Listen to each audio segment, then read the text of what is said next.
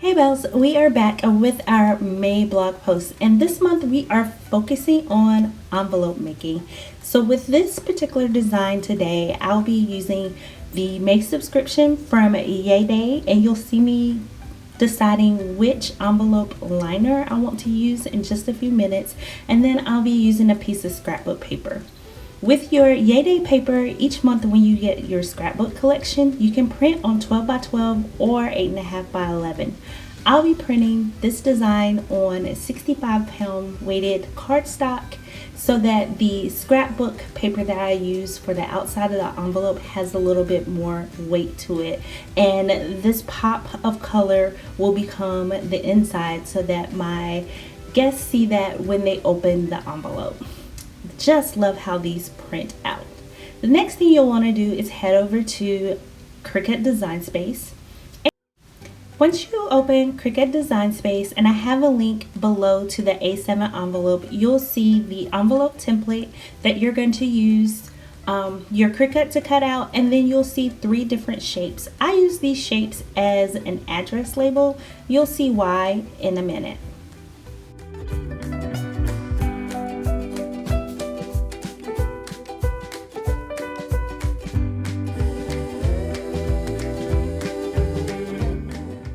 So I have everything cut out, and the design with the balloon is actually the card. When you look at the card, it's blank on the inside, but that's just because I'm going to write a personalized note.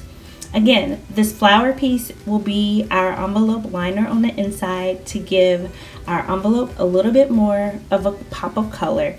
And then I use a scrapbook piece of paper, 12 by 12, and cut out the actual envelope on Cricut Design Space. So for this, it's really easy. If you have a printer that doesn't print 12 by 12, you just would use a 12 by 12 piece of scrapbook paper to actually make the outside envelope.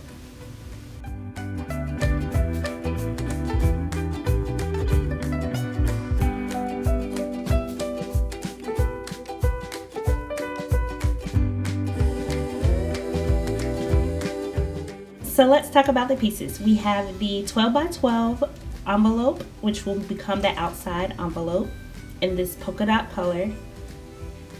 And then we have the actual card. And this is where these little small pieces come in handy. This is totally optional, but I'm going to use one of these shapes as the outside address space on my card, because the polka dot, to try to write an address on there, would make it really hard. And then the flowers will serve as the liner to kind of bring all the designs together because they all match. So let's start assembling the card. You'll need a trimmer or scissors for this part.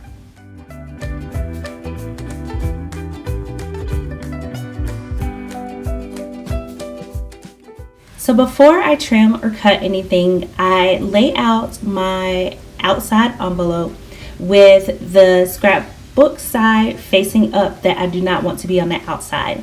And I'm taking my Yayday Paper Co. scrapbook design and kind of measuring where I want this particular piece to fit inside of my envelope.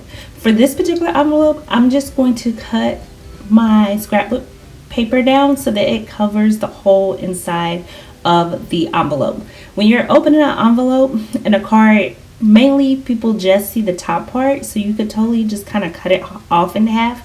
But again, the scrapbook paper that I was using was really paper thin, and probably even more than like paper thin. It was super thin.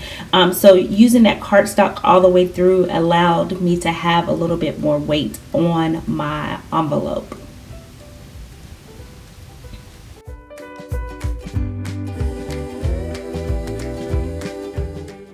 Now that I have my scrapbook paper inside liner cut the way I want, I'm going to use a Elmer's glue tape runner to fold down and begin to assemble the envelope. So one bell trick and tip, when you get ready to do this, I actually like to pre-fold all of the pieces of my envelope before I actually use glue. And then from there, I make sure that I only glue on the half that will be folding up to actually make the envelope, so that way I don't get glue on the pieces that I do not want glue to appear.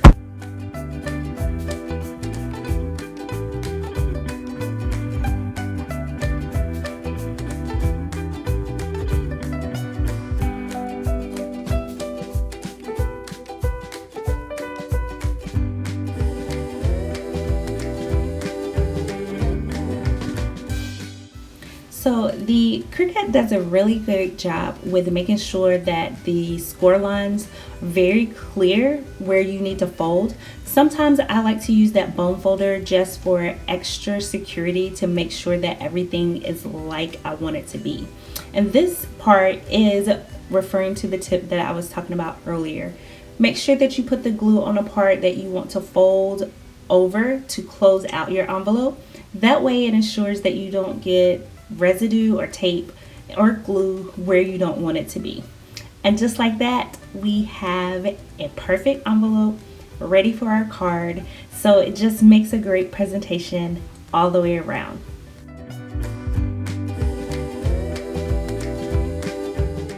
The final step just includes taking a piece of cardstock and adding it to the outside for the address so that it's nice and clear for the mail.